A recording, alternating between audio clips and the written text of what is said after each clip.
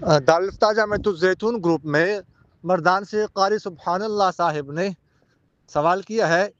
کہ ایک گھر میں صرف خواتین ہیں، ماں ہے اور اس کی بیٹیاں ہیں، اور اس میں ایک حافظہ ہے، تو کیا وہ فرض پڑھائے بغیر تراویح پڑھا سکتی ہے دیگر خواتین کو؟ دیکھیے گا، اصل تو یہی حکم ہے کہ جس طرح فرائض کا حکم ہے کہ خاتون جو ہے وہ فرائض میں امامت نہیں کرا سکتی دیگر خواتین کو، یہی تراویح کا بھی ہے۔ البتہ اگر کوئی حافظہ ہو اور اس طرح اس کو قرآن یاد رکھنے کا امکان زیادہ ہو، غالب گمان ہو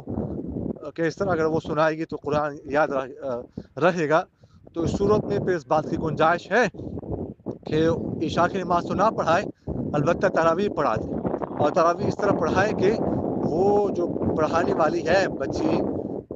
وہ درمیان میں کھڑی ہو جائے، صف کے درمیان میں، باقی خواتین بھی اس کے ارد گرد کھڑی ہو جائے۔ جزاکم اللہ خیر۔